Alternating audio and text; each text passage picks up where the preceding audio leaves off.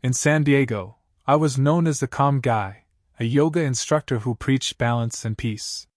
But what no one knew was that I had crossed the line you don't come back from. I took $3 million from the Jalisco Cartel.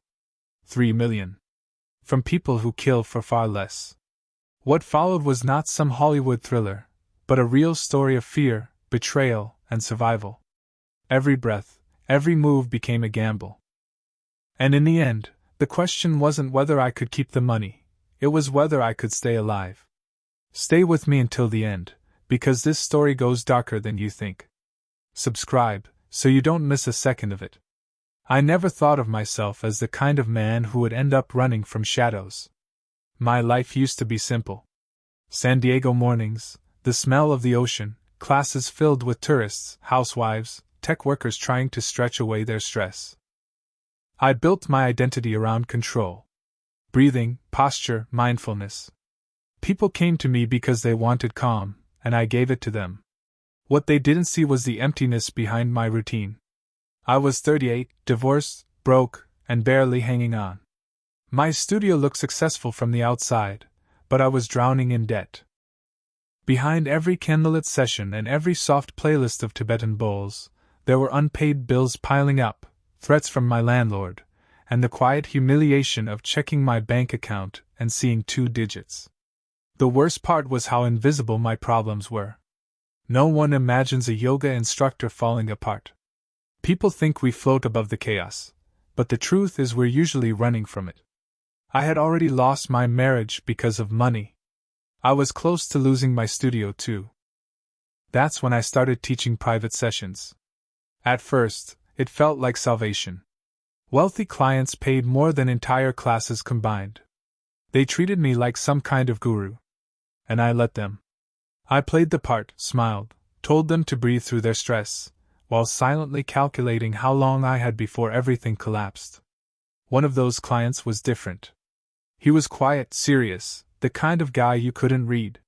He booked me for early mornings, cash in hand, no questions. At first, I thought he was just another rich man hiding from his demons.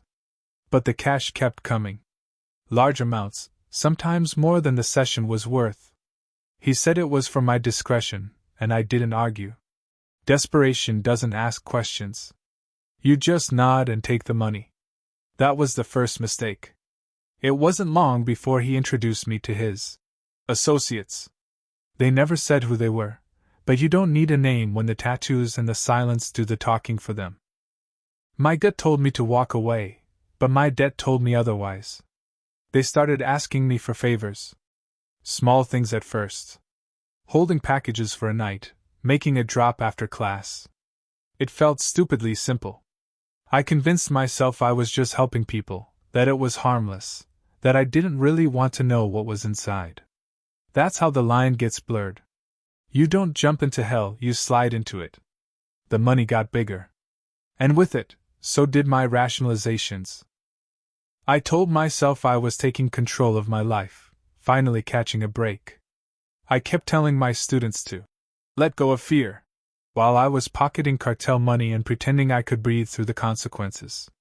The truth was, I didn't believe in karma anymore. I believed in survival. The day I realized how far I'd gone was the day they handed me $3 million. It wasn't a payment. It was a responsibility. They told me to hold it, keep it safe. Just a temporary thing, they said.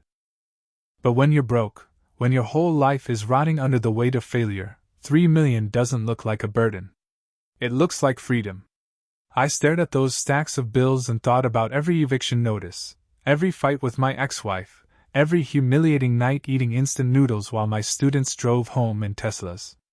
It felt like the universe had finally balanced itself. But the universe doesn't balance itself with cartel money. It destroys you with it. I didn't know it yet, but the moment I touched that cash, I had signed my own death warrant. I kept the money in a storage unit a few blocks from my apartment. At night, I would drive there just to open the metal door and stare at it. Boxes stacked high, each one packed with neat bundles of hundreds. I'd sit on the cold concrete floor, breathing in the smell of paper and dust, trying to convince myself it was real. For a man who had spent years counting quarters for gas, 3 million looked like salvation. It was intoxicating, almost holy. But the thing about that kind of money is, it doesn't feel like it belongs to you. It feels stolen even before you take it. And in my case, it was worse than stolen. It was borrowed from people who didn't forgive debts. The first nights, I couldn't sleep. I kept hearing my own voice, repeating the same thought: if you just walk away, you're free. Change your name, leave San Diego, start over. I imagined myself in another state, maybe Oregon or Colorado, teaching yoga to people who'd never heard of me. Nobody would ask questions about where the money came from if I kept my head down. The idea tasted sweet, like air after a long dive. But the fear was just as sharp. I knew these people didn't just lose track of $3 million. They didn't forget. I tried to keep teaching, tried to pretend my life was normal. Students still came in with their mats, their nervous chatter, their eagerness to breathe away their problems. They didn't notice my shaking hands, the way I locked the doors faster, the way I jumped when someone new walked in. My body was in the studio, but my mind was in that storage unit, counting and recounting what wasn't really mine. The money had changed me already.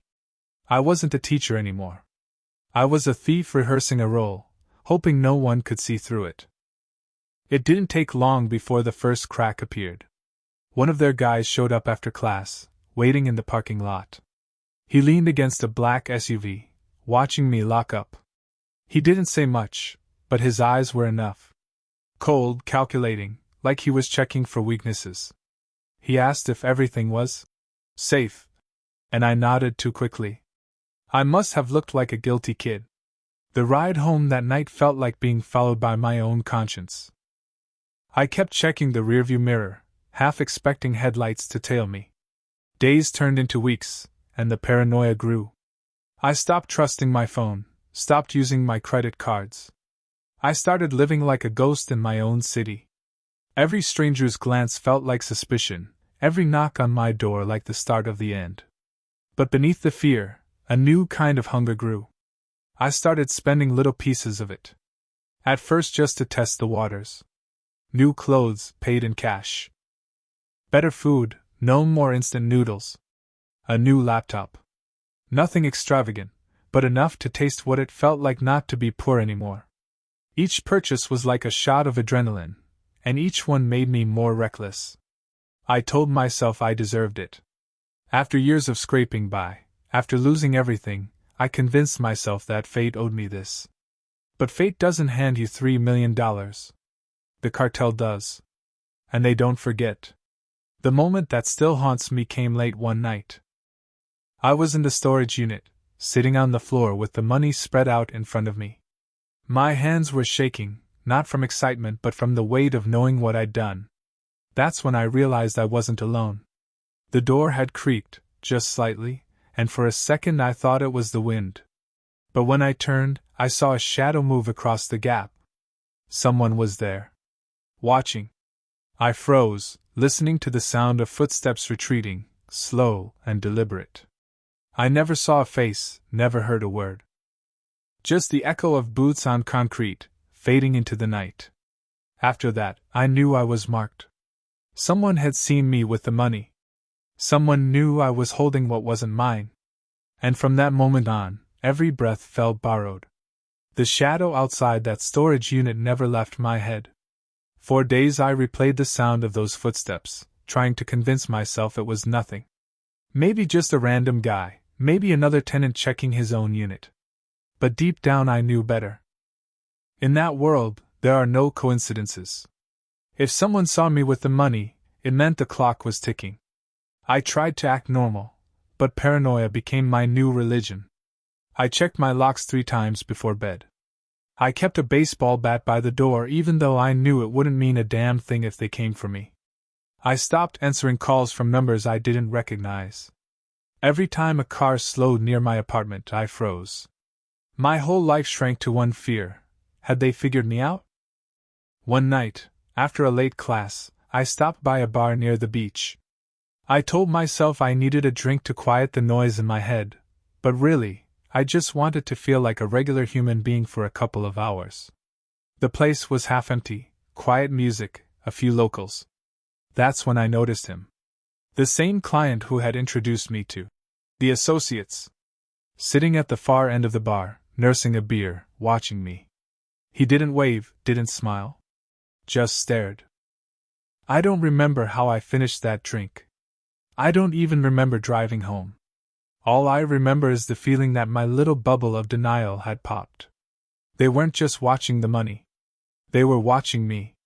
That night I made the decision. I couldn't keep waiting for them to make the first move. I had to act. I drove to the storage unit with a duffel bag and started packing.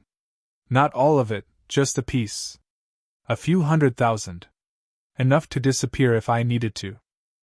My hands shook so badly I dropped stacks on the floor. Every bill felt radioactive. But I kept packing. The plan was simple in my head: keep teaching, keep showing up like nothing was wrong, and if things got bad, I'd run. Mexico, Canada, maybe somewhere nobody cared about a yoga instructor with too much cash. But plans like that are fantasies. They dissolve the moment reality steps in. And reality came 3 nights later. It was after midnight when I heard the knock. Slow, steady, like the person on the other side already knew I'd answer. My stomach turned cold. No one knocked on my door at that hour unless it was bad news. I stood frozen in the dark, staring at the wood grain of the door like it might open on its own. Another knock, heavier this time. I finally cracked it open, just an inch. And there he was, the quiet client. His eyes dead calm, like he wasn't even there. He didn't push his way in, didn't raise his voice. He just told me, flat, that they'd be picking up the money soon. All of it. And they'd be checking to make sure nothing was missing. Then he smiled. It wasn't a friendly smile. It was the kind of smile that says, we already know. The door closed and I stood there, heart pounding so hard I thought it might give out. I knew then that the game was over. They weren't guessing. They were warning me. They wanted me to sweat, to know that my time was running out. I barely slept after that. I kept imagining the look on his face when they opened the boxes and saw the missing stacks. I thought about what they'd do to me, how slow they'd make it. And yet, I couldn't bring myself to put the money back. It was like an addiction. The thought of letting it go was worse than the thought of dying for it.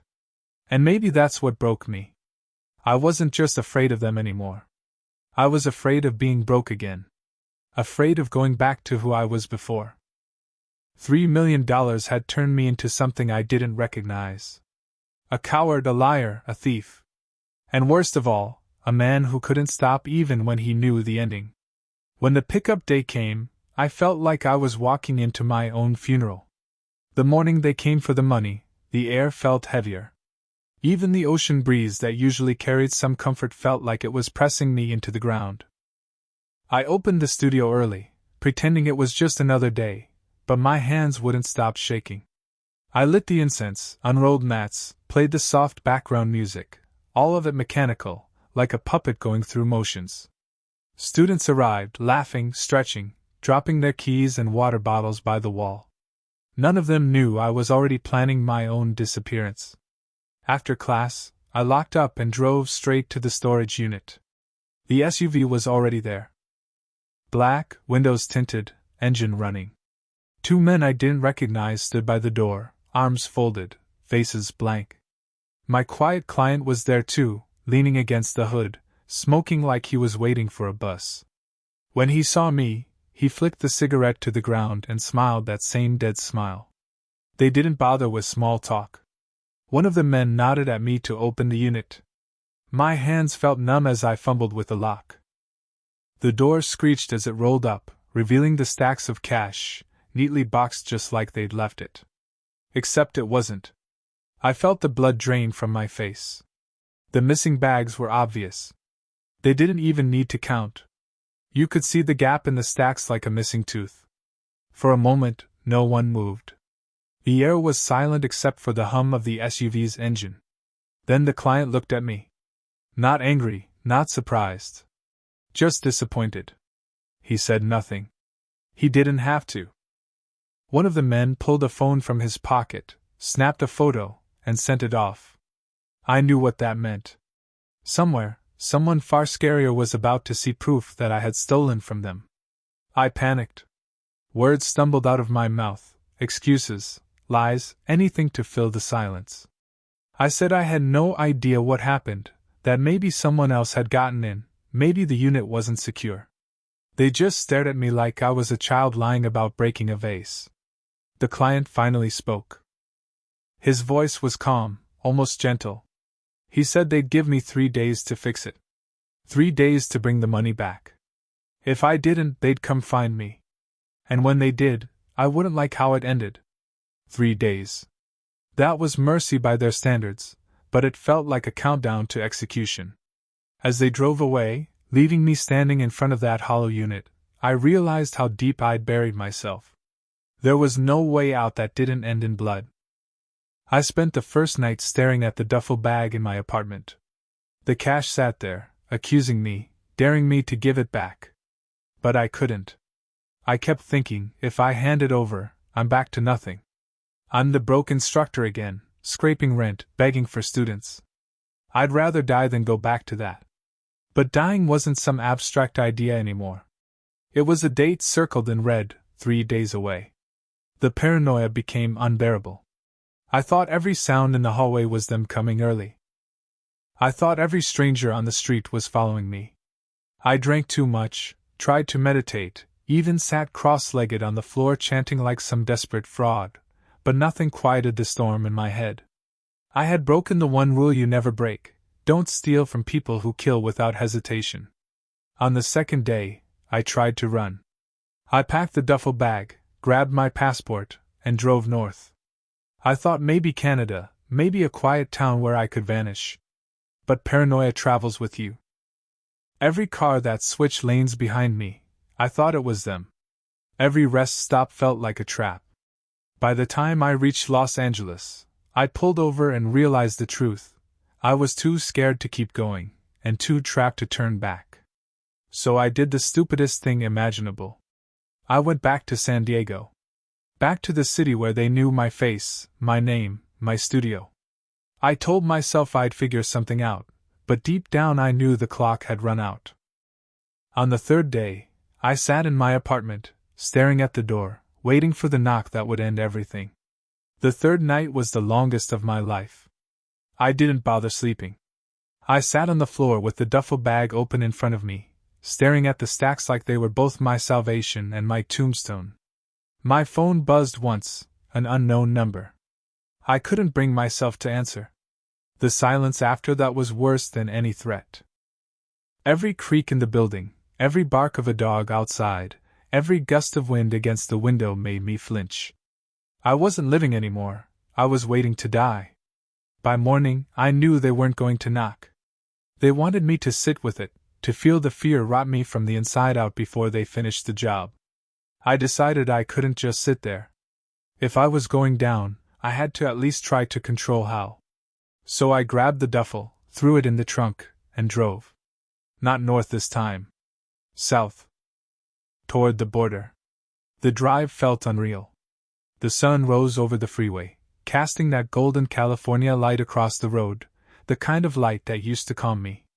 This time it felt like a spotlight, exposing me to every driver who passed. I imagined them seeing me for what I was, a thief with cartel money in his trunk, a man already marked for death. My palms were sweating so badly I had to wipe them on my jeans every few minutes just to grip the wheel. I reached San Isidro by noon. The lines were long, families and minivans, tourists, people with nothing to hide. I sat there, inching forward, hard hammering, wondering if I'd even make it across. Then I saw them. 2 cars back in another lane, black SUV, tinted windows. My blood froze. I couldn't see the faces, but I didn't need to. I knew. They were there. Watching. Waiting. I panicked. I swerved out of line, nearly clipping a truck, and sped back toward the city. Horns blared, people shouted, but it was just noise. My whole body was shaking as I realized what had just happened. I had shown them I was trying to run. If there was any chance of mercy left, I had just burned it. I didn't go home. Couldn't. Instead, I drove aimlessly for hours, circling streets I'd driven 100 times before, now foreign and hostile. Every turn felt like a dead end. By nightfall, I ended up parked at the beach, engine off, staring at the waves. That was the first moment it really sank in. I wasn't going to win. Not against them. The best I could hope for was to choose where and how it ended. As the sky went dark, I thought about my life. The students who trusted me, the ex-wife who once believed I'd build something stable, the man I pretended to be every time I rolled out a yoga mat. All of it was gone the moment I let greed outweigh fear. $3 million. That was the price of everything. I considered just walking into the ocean. Letting it all end quietly, on my own terms. But even then, I couldn't let go of the bag. My fingers clung to the straps like it was oxygen. I hated myself for it, but I couldn't stop. The money wasn't freedom anymore, it was chains, and I was too weak to break them. Around midnight, headlights appeared behind me. I knew immediately. No hesitation, no second guessing. It was them. The SUV rolled up slow, parking a few spaces away. The doors didn't open right away. They just sat there, letting the weight of the moment crush me. My heart pounded so loud it drowned out the waves. I thought about running, but where? Sand doesn't hide footprints. Finally, two figures stepped out. They walked toward me with the kind of calm that only comes from people who know they've already won. I gripped the duffel bag tighter, but it didn't matter. They didn't even have to raise a weapon. Their silence was enough. One of them stopped a few feet away and extended his hand, palm open, patient. Not asking. Demanding. My throat closed up. My body shook. For a second, I thought about swinging the bag at him, about fighting back. But it would have been suicide. So I let go. The weight of the money left my hands, and with it, the last illusion I had of control. They turned without a word, carried the bag to the SUV, and drove off. No threats, no promises, just silence. But that silence said everything. It wasn't over. They still owned me, even without the money. And that was worse than death. When they drove off with the bag, I thought maybe, just maybe, I'd been spared. The relief was sharp, almost painful. I sat there on the beach, shaking, lungs pulling in air like I'd been drowning and had just surfaced. But it wasn't relief for long. Because the second the taillights disappeared, I realized the truth. They didn't need to kill me right away. They could let me live and still own me. In fact, leaving me alive was worse. The next few days were a blur. I went back to teaching classes, but I wasn't really there. My students breathed deeply, reached toward the ceiling, folded into their poses, while I stood at the front like a ghost. Every time the studio door opened, I expected to see them. Every time a new student signed up, I wondered if it was a plant. Even in silence, they were everywhere. People asked if I was okay. I told them I was tired, stressed, overworked. Lies rolled off my tongue so easily now. But the truth was, I was unraveling. Sleep was impossible. Every sound outside my window felt like the beginning of the end. I started drinking heavily, meditating less. I stopped eating. My body shrank, my eyes hollowed. Students noticed. Some stopped coming.